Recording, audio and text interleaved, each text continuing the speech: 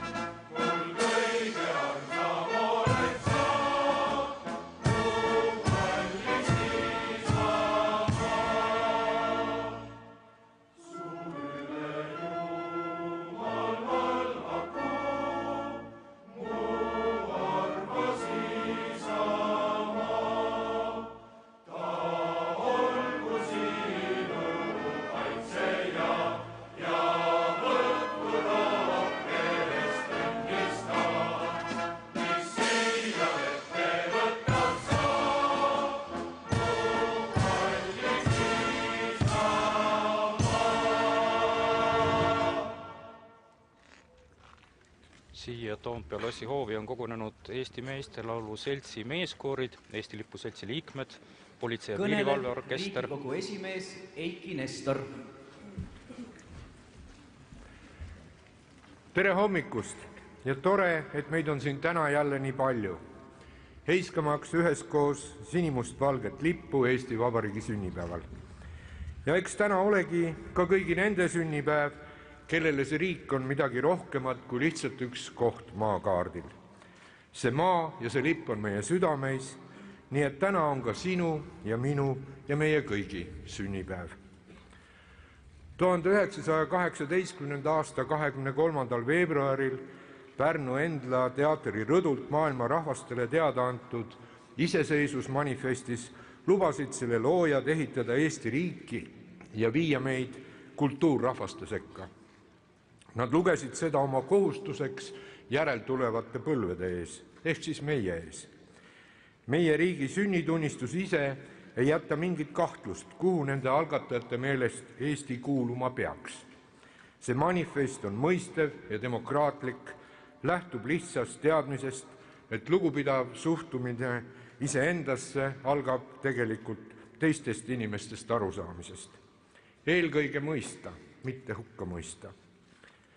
Eks mulgi ole pea juba hall ja seetõttu mõtlen sageli Eestile, kus minu lapsed ja lapselapsed elavad. Ja olen päris kindel, et ka nemad on uhked eestlased ja samal ajal ka väärikad eurooplased ja maailmakodanikud. Et nad teavad, et kõike uut on vaja avastada ja mitte karta, et kõigest vanast on vaja eelkõige õppida ja seda eriti siis, kui midagi valesti läks. et nad elaksid maailmas, kus tuntakse koos tegemisest rõõmu, elaksid riigis, mis on avatud ja loov, kus poleks tigedust ja rusikatega vehkimist, et nad mitte kunagi ei jääks rahule sellega, mis juba on, vaid parandaksid maailma ikka, jälle ja uuesti. Ja et nad mitte kunagi ei peaks oma vanemate ja vanavanemate kombel unistama iseseisvast Eesti riigist. Uhke, väärikas ja iseseisev Eesti oleks nende jaoks sama loomulik kui päikesetõus või siis sõpradega koos laulukooris laulmine. Palju õnne meile kõigile veel kord sünnipäeva puhul. Eesti Vabariik oli, on ja jääb.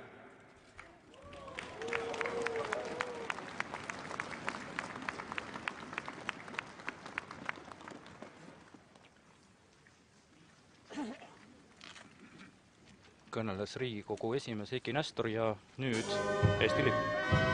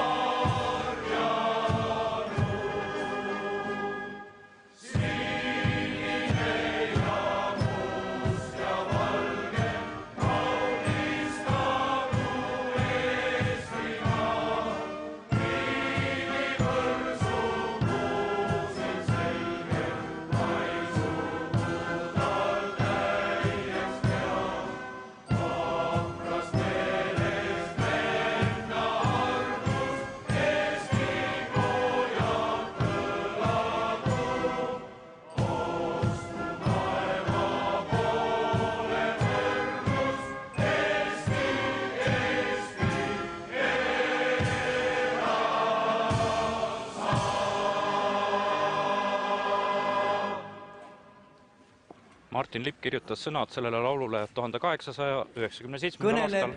Eesti Evangeelse Luterliku Kiriku peapiiskop Urmas Viilma.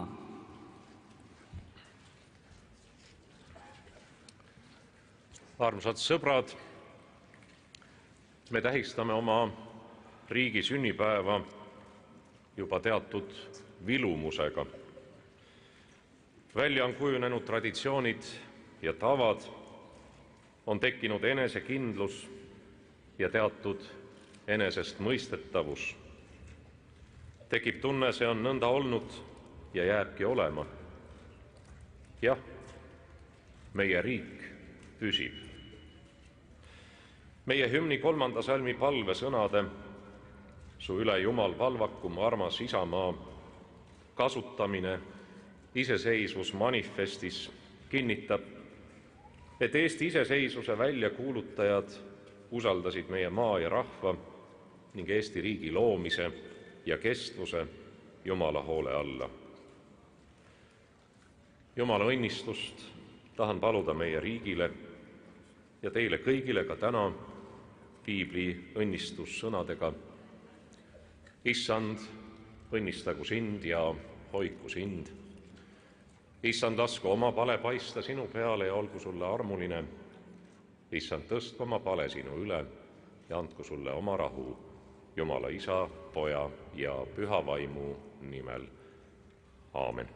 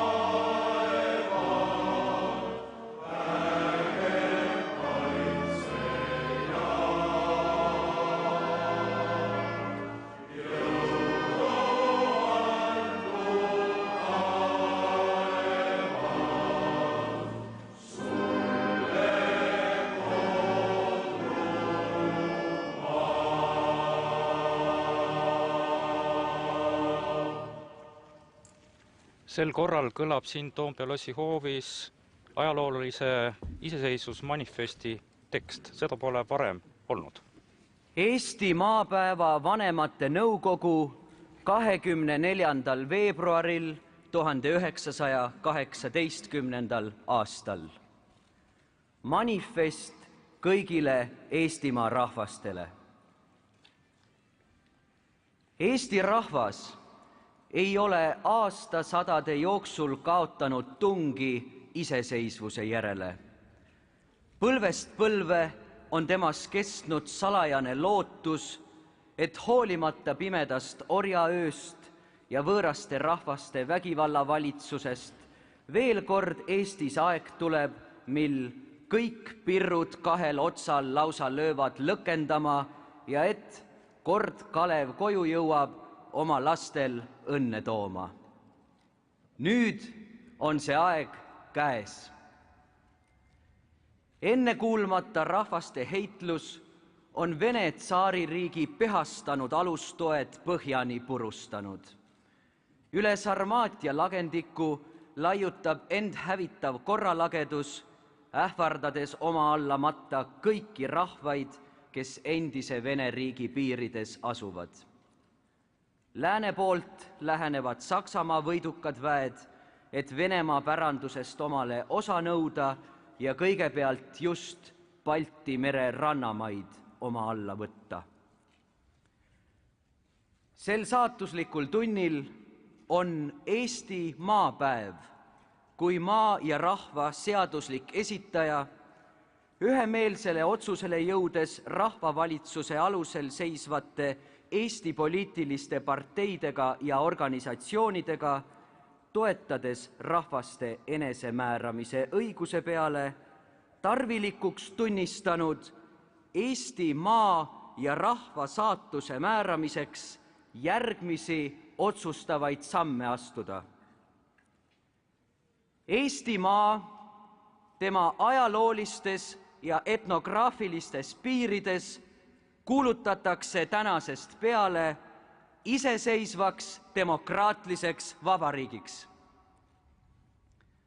Iseseisva Eesti Vabariigi piiridesse kuuluvad Harjumaa, Läänemaa, Järvamaa, Virumaa ühes Narva linna ja tema ümbruskonnaga, Tartumaa, Võrumaa, Viljandimaa ja Pärnumaa ühes Läänemere saartega, Saare, Hiiu ja Muhumaaga ja teistega, kus Eesti rahvas suures enamikus põliselt asumas. Vabariigi piiride lõpulik kindlaks määramine Lätimaa ja Vene riigi piiriäärsetes maakohtades sünnib rahva hääletamise teel, kui praegune ilmasõda lõppenud.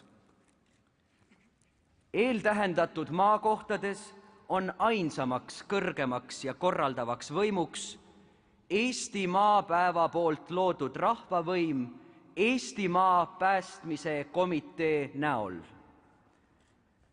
Kõigi naaberriikide ja rahvaste vastu tahab Eesti Vabariik täielikku poliitilist erapooletust pidada ja loodab ühtlasi kindlasti, et tema erapooletus nende poolt niisama ka täieliku erapooletusega vastatakse.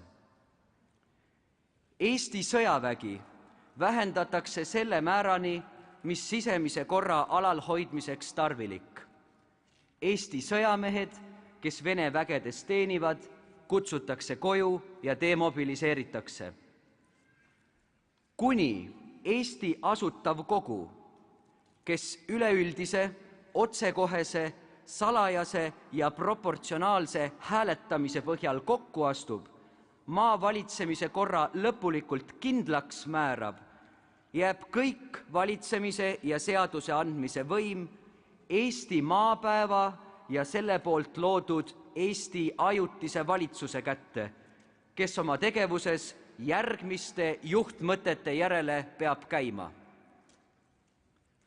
Esiteks, kõik Eesti Vabariigi kodanikud usu, rahvuse ja poliitilise ilmavaate peale vaatamata leiavad ühtlast kaitset vabariigi seaduste ja kohtute ees. Teiseks, vabariigi piirides elavatele rahvuslistele vähemustele, venelastele, sakslastele, rootslastele, juutidele ja teistele kindlustatakse nende rahvuskultuurilised autonoomiaõigused.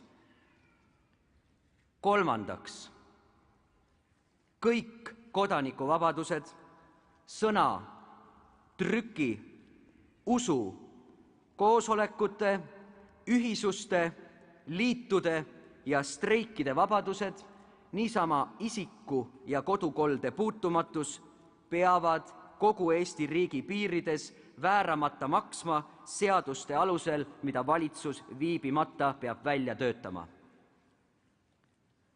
Neljandaks, ajutisele valitsusele tehtakse ülesandeks viibimata kohtuasutusi sisse seada kodanikkude julgeoleku kaitseks. Kõik poliitilised vangid tulevad otsekohe vabastada. Viiendaks, linna ja maakonna ja valla omavalitsuse asutused kutsutakse viibimata oma vägivaldselt katkestatud tööd jätkama. Kuuendaks, omavalitsuse all seisev rahvamiilits tuleb avaliku korra alalhoidmiseks otsekohe elusse kutsuda, niisama ka kodanikude enesekaitseorganisatsioonid linnades ja maal.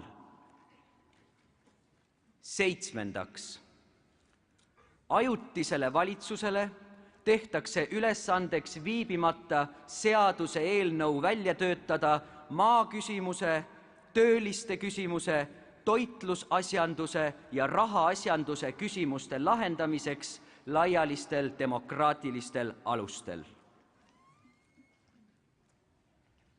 Eesti, sa seisad lootusrikka tuleviku lävel, kus sa vabalt ja iseseisvalt oma saatust võid määrata ja juhtida. Asu ehitama oma kodu, kus kord ja õigus valitseks, et olla vääriliseks liikmeks kultuurrahvaste peres. Kõik kodumaa pojad ja tütred ühinegem kui üks mees kodumaa ehitamise pühas töös. Meie esivanemate higi ja veri, mis selle maa eest valatud, nõuab seda. Meie järeltulevad põlved kohustavad meid selleks. Su üle Jumal valvaku ja võtku rohkest õnnista, mis iial ette võtad sa, mu kallis isamaa. Elagu iseseisev demokraatiline Eesti Vabariik, elagu rahvaste rahu! Iseseisvusdeklaratsiooni tekst oma eheduses 1918. aastast, see loeti ette Pärnus 23. veebruaril. Ja see on niisugune uus tava lugeda iseseisvusdeklaratsiooni, seda on tehtud jumalateenistuse ajal, muude sündmuste juures, aga esimest korda siis selle lipu heiskamise tseremoonia ajal. Ma nägin siin platsil väga palju, kuidas siis öelda, veterane, inimesi, kes on igal aastal käinud, kes tunnevad, et midagi on valesti, kui nad ei saa siia Toompeale tulla. Aga sel korral oli kuulda ka mitmeid võõraid keeli, näiteks prantsuse keelt ja välismaalased, kes võib-olla isegi alguses üllatusega vaatasid, et mis siin toimub. Ja diplomaatiline korpus on siin kohal, juba varahommikul oli diplomaatiline tee joomine siin Riigikogu hoone vestibüülis ja ka need muusikalised kollektiivid on ikka juba traditsioonilised. Eesti Meeste Lauluseltsi meeskoorid, Eesti Lipu Selts, siis Politsei- ja Piirivalveorkester ja nägime ka väärikaid dirigente ja niisugust aegade sidet, et Kuno Areng on ju Gustav Ernesaksa õpilane ja samas Peeter Peerens on jälle omakorda Kuno Arengu õpilane, nii et niisugune koorijuhtide põlvkondade ülesastumine. Päev tuleb loodetavasti ilus, päike ei ole ennast veel näidanud, aga ilm on niisugune asjalik. Ei ole liiga külm, ei ole liiga lödine, nii et rahvas saab siit liikuma. Riigikogu ees oli ka seatud valmis suurem plats, kuhu saab koguneda, aga mulle tundub, et suur osa inimestest mahtus siia hoovi ära. Me kuulsime Riigikogu esimehe kõnet, kus ta rõhutas seda, et Eestisse suhtumine algab suhtumisest iseendasse, aga oluline on ka saada aru teistest inimestest. See on üks põhiline sõnum tema kõnest, samuti see soov, et inimesed elaksid riigis, mis on avatud ja uut loov. Me kuuleme täna veel mitmeid kõnesid. Õige pea algab pärgade asetamise tseremoonia Vabadussõja ausambale kell 9.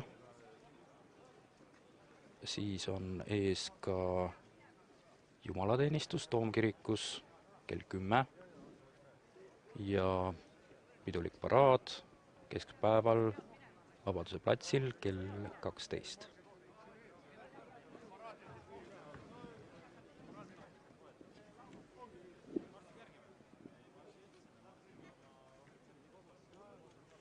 Siin saab näha ka üliõpilasorganisatsioonide eri värvis vormimütse.